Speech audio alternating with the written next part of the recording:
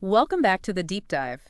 You know those diamond certificates? The ones that tell you all about a stone's cut, color, clarity, and carat weight? The four C's. Right, the four C's. Well, today we're going beyond that. We're going beyond the four C's to uncover the business behind those certificates. That sounds interesting. We're diving deep into the world of International Gemmological Institute, India Limited, or IGI India for short. It's a publicly traded company.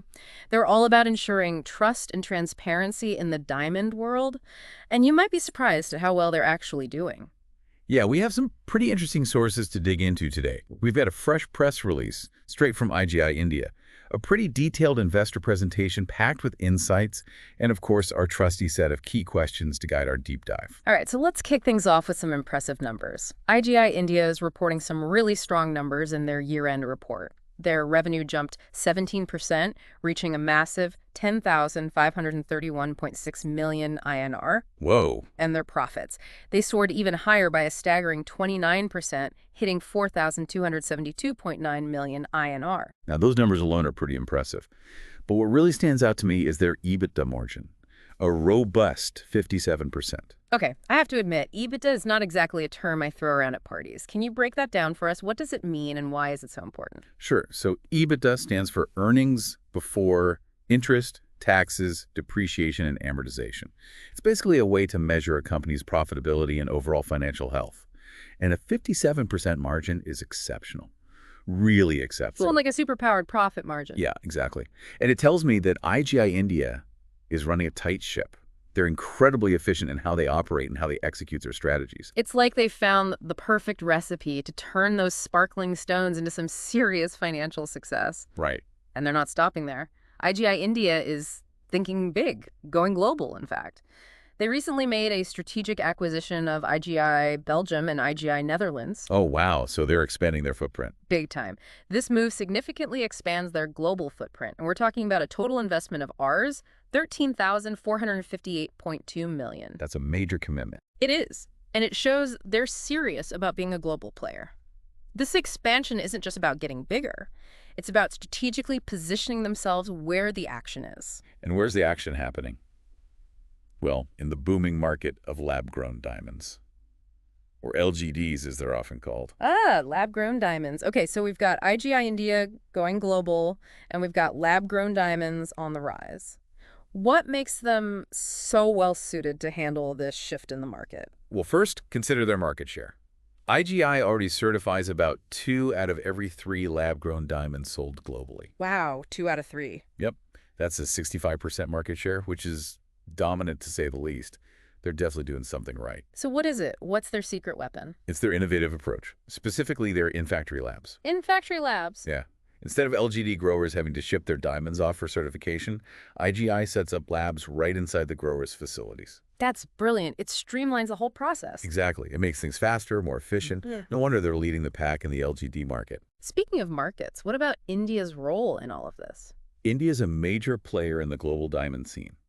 Not only are they the world's leading diamond polisher, they're also the second largest producer of lab-grown diamonds. And get this, the Indian diamond jewelry market is projected to grow at a compound annual growth rate, or CAGR, of 20%.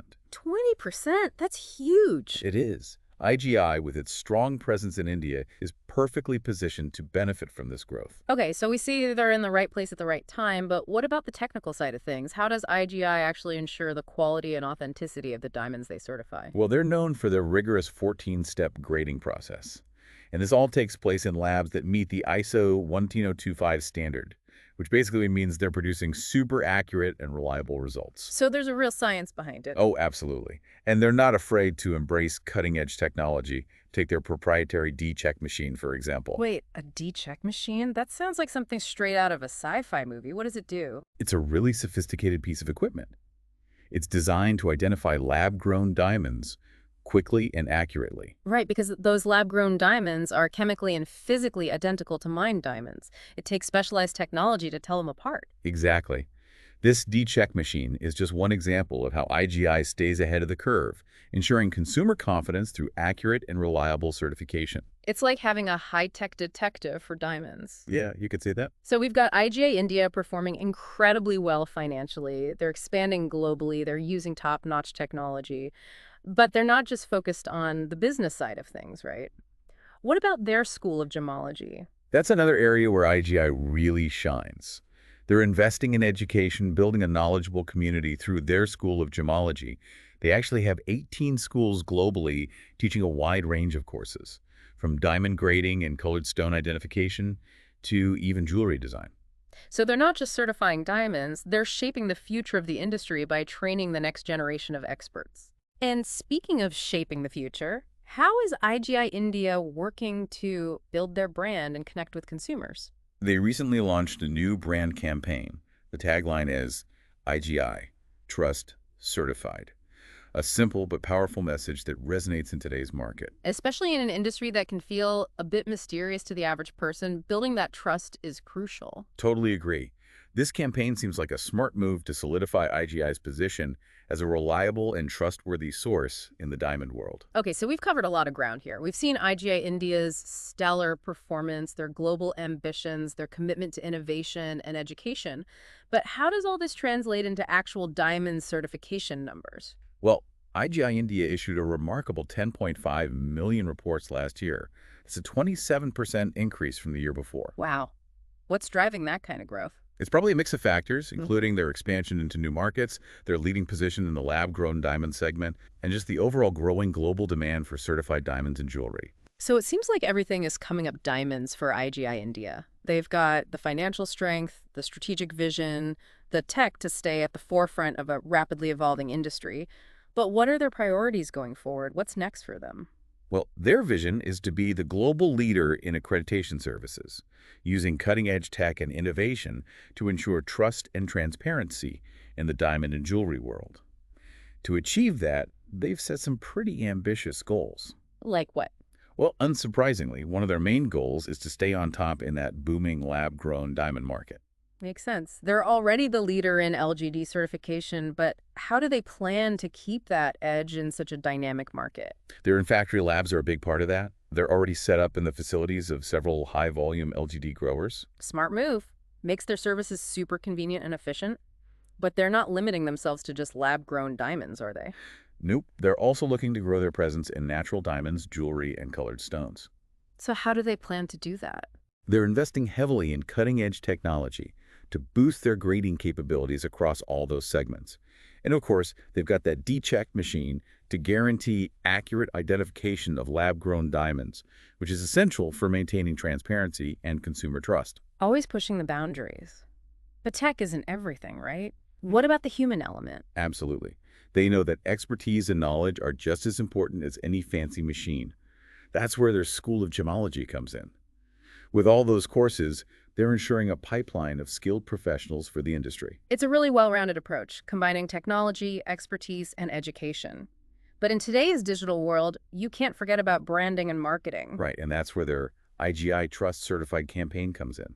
That tagline really hits home for consumers who are concerned about authenticity in the diamond market. It's a smart move. Emphasizing trust is so important, especially when consumers can easily feel overwhelmed by all the choices and information out there. Exactly. And it seemed to be working.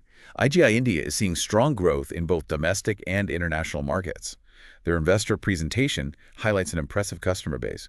They work with 9 out of the top 10 jewelry chains in India and over 7,500 customers worldwide. That's a powerful testament to the trust they've built within the industry. It really is. It's obvious that IGI India is firing on all cylinders. Strong financial performance, global expansion, cutting-edge technology, a brand built on trust and expertise. They've got it all. They've got a winning combination for sure. A seasoned leadership team, solid financials, and a clear vision for the future.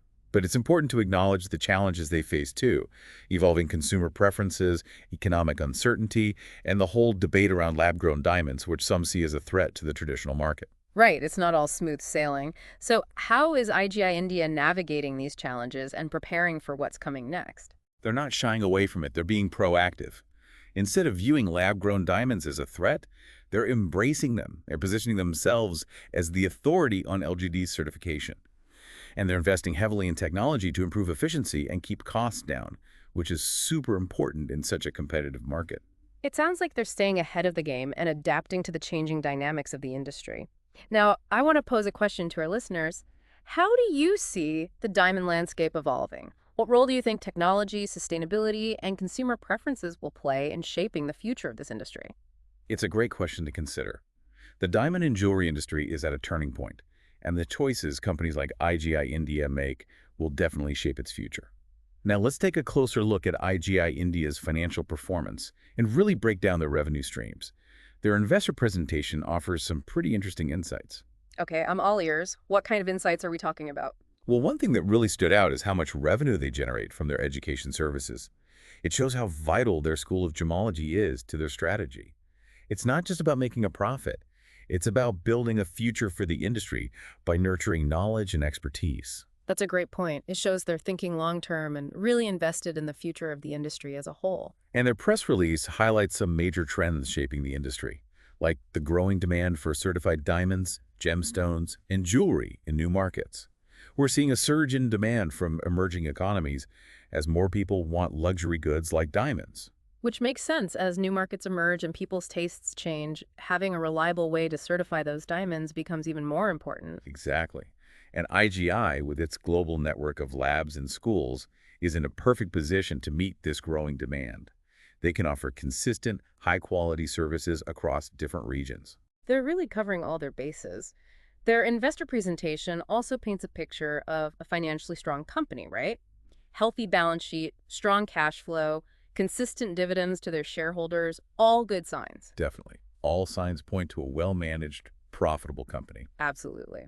But one detail that really caught my eye was the growing importance of those independent appraisal services. What are your thoughts on that? It's a really interesting point. The diamond and jewelry market is getting more complex, what with the rise of lab-grown diamonds, new materials, constantly changing designs. Independent and unbiased appraisals are more vital than ever. And IGI, with its reputation for accuracy and impartiality, is the perfect fit for that role. They're not just keeping up with the industry, they're helping to define it. Now let's shift gears a bit and tackle one of the questions we had prepared for this deep dive. The impact of technology on IGI India's financial performance. Ooh, that's a good one. It gets to the heart of how they've stayed ahead of the curve. They've been pioneers in adopting new technologies like their D-check machine and their use of AI and machine learning and grading. Right. It seems those investments have really paid off, haven't they? Without a doubt. Those tech investments have helped them improve efficiency, cut costs, and make their services faster and more accurate, ultimately driving profitability. It's a perfect example of how technology can be a catalyst for business growth, and IGI India is definitely using it to their advantage. Now, before we move on to their quarterly performance, there's one last detail that I wanted to mention. Go ahead. I'm curious. Their investor presentation touched upon their role in certifying the jewelry adorning the Ram Lala idol at the Ayodhya Ram Mandir. Do you remember that? Oh, yeah. That's quite an honor. To be trusted with such a significant and culturally sensitive task speaks volumes about their reputation and the trust they have in India. It really shows how IGI India isn't just a company, they're woven into the cultural fabric of India. For sure. It adds another layer to their brand story. It resonates with consumers who value heritage and authenticity. Absolutely. It's a fascinating example of how business and culture can intertwine. Now that we've explored IGI India's overall performance, their strategic initiatives, their global reach, and even their cultural significance, it's time to focus on their quarterly performance. Sounds good to me. We've talked a lot about their annual results, but looking at their quarterly numbers can reveal even more about their growth trajectory and highlight any shifts or trends. Exactly. So in the next part of our deep dive, we'll be examining their Q4 and Q3 results, analyzing the key trends, and comparing them to previous quarters. Stay tuned, because we're about to unearth even more fascinating insights into IGI India's journey. I can't wait. Okay, so let's jump into those quarterly figures, starting with Q4 of 2024, the last 3 months of the year. Perfect. I'm really curious to see how IGI India wrapped up the year. Well, their standalone revenue for Q4 hit 1,902.9 million INR, a decent 3% increase compared to the same quarter last year. Interesting. So while 3% growth isn't as dramatic as their overall yearly performance, it's still a positive sign considering Q4 usually includes the holiday season when jewelry sales tend to be strong. You got it. And their standalone PADAT for Q4, Yeah. those numbers are even more impressive. A 27% jump, reaching 11,116.8 million INR.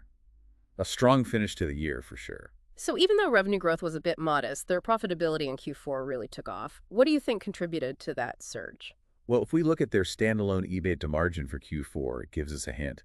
It reached a whopping 74.6%, a significant increase from 70.3% in the same quarter last year. This suggests they were very efficient with their operations in Q4, making the most of their revenue. It's like they squeezed every drop of profit out of that quarter. Exactly. They're running a tight ship, especially in their core Indian market. But how did their consolidated Q4 performance look? We need to factor in their international operations too, right? Absolutely. Their consolidated revenue for Q4 reached 2,650 million INR, a solid 6% rise compared to the same period last year. It looks like the integration of those European acquisitions is starting to pay off. Good to hear. And what about their profitability on a consolidated basis? Did that also see a boost? Their consolidated Part T for Q4 shot up by an impressive 45%, reaching 11,137.8 million INR. That's a big jump, especially considering they were in the middle of integrating new businesses. It seems like their global expansion is really paying off, both in terms of revenue and profit growth, but can they keep this momentum going? Is this level of profitability sustainable as they continue to expand? Their consolidated EBITDA margin for Q4 offers some reassurance. It stayed strong at 57.4%, which indicates a good balance between growth and profitability. This consistency between their standalone and consolidated figures suggests they have a solid strategy for expansion, and that's a good sign for the future. That does make me feel more confident about their long-term prospects. Now let's rewind a bit and take a look at their performance in Q3 of 2024. Examining the previous quarter can give us a wider view of their growth and highlight any interesting patterns. Great idea. Their standalone revenue for Q3 came in at 1,892.4 million INR. Now, this is slightly lower than their Q4 revenue, but it's still positive. Remember, Q3 comes before the holiday season, which usually brings a surge in jewelry sales.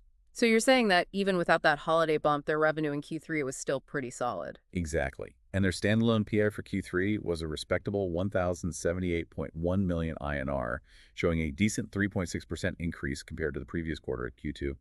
This points to a steady upward trend in their profitability, even before the holiday season kicked in. It seems they were already on a roll well before the holiday rush, but what about their margins in Q3? Were they as impressive as in Q4? Actually, their standalone EBITDA margin for Q3 was a tad higher than Q4, clocking in at 74.7%.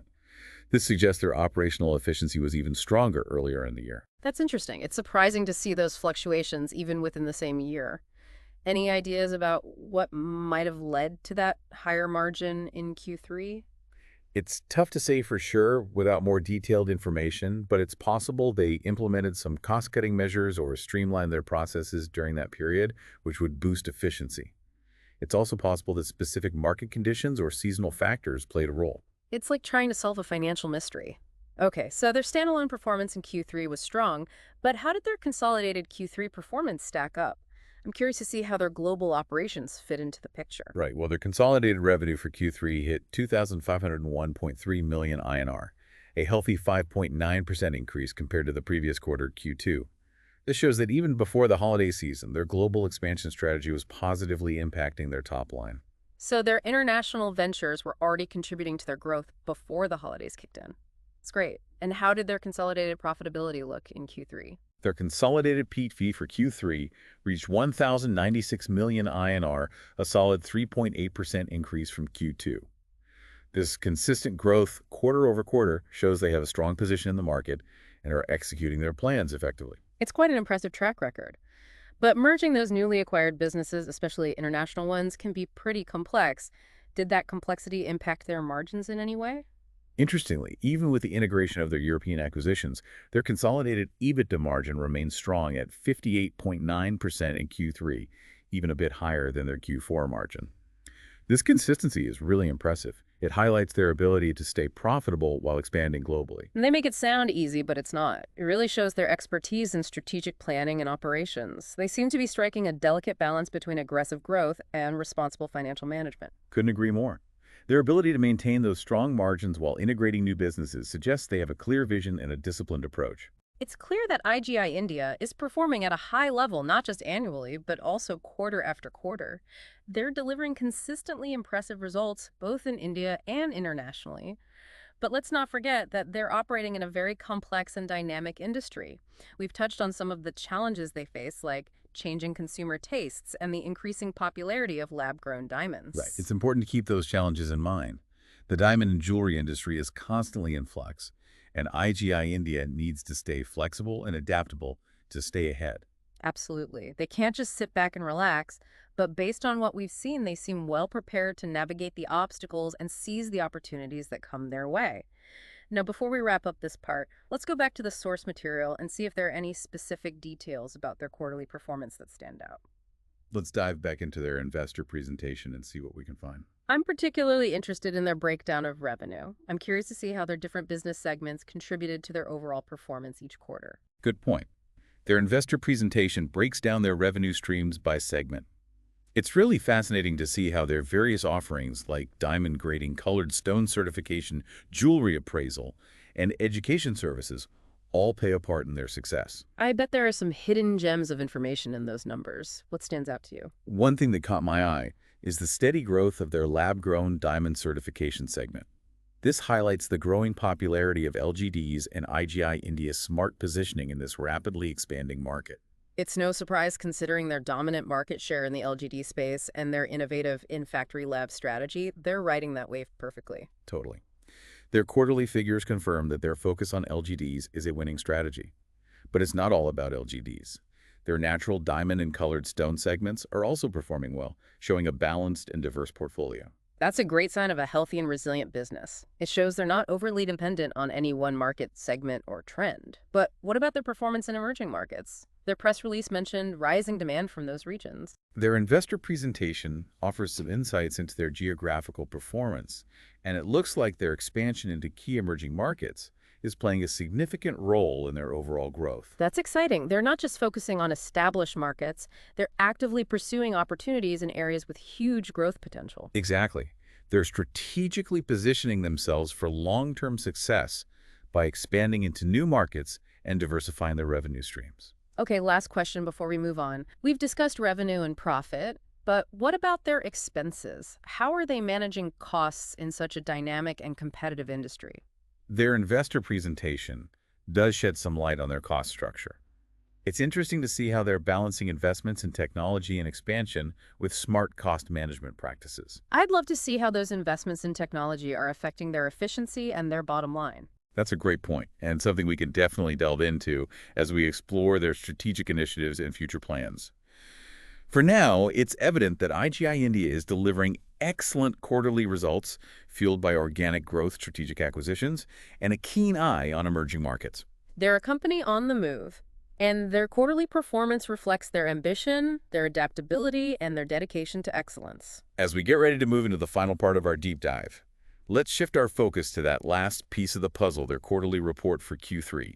This will give us the complete picture of IGI India's performance throughout the year. Let's do it. Let's uncover those Q3 numbers and see what they have to tell us. All right, so we've talked about IGI India's big picture, their annual performance, and even zoomed in on their Q4. Now let's rewind a bit and focus on Q3 of 2024, those 3 months leading up to the holiday season. Yeah, let's see what was happening the months before that big Q4 rush. What did their numbers look like then? So starting with their standalone performance in Q3, the revenue came in at 1,892.4 million INR. Now it's a bit lower than Q4. Makes sense. We know Q3 usually doesn't have that holiday boost for jewelry sales. Right. But even without those extra holiday shoppers, their revenue was still pretty healthy. Yeah, I mean, those are solid numbers.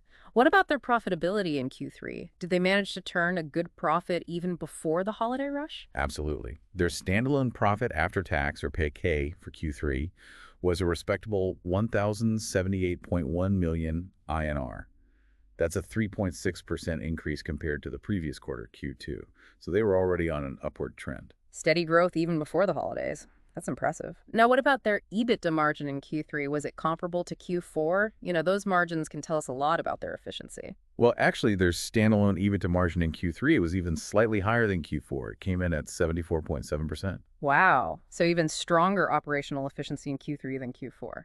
That's interesting. Do you have any thoughts on what might have contributed to that higher margin? It's hard to say for sure without digging deeper into their operations. Maybe they implemented some clever cost-saving measures or fine-tuned their processes during Q3 to boost their efficiency.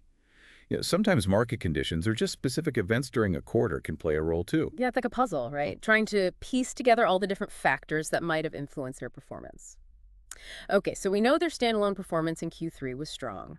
But what about their consolidated performance? That includes their international operations, which were still relatively new at that point. Good point.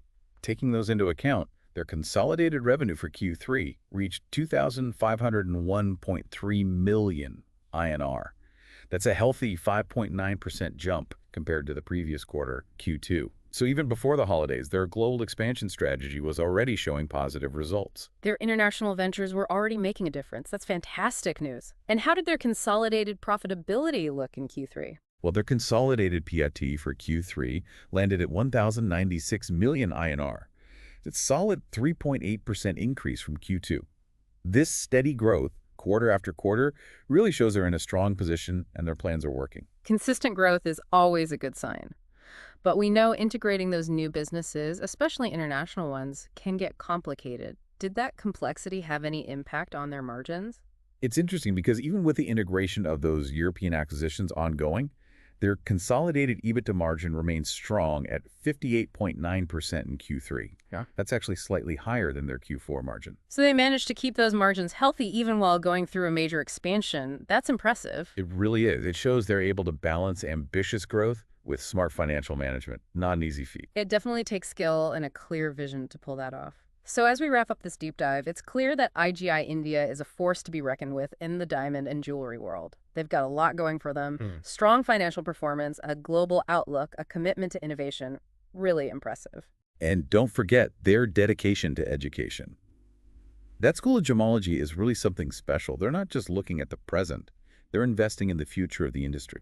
Absolutely. They're a company that seems to have it all figured out.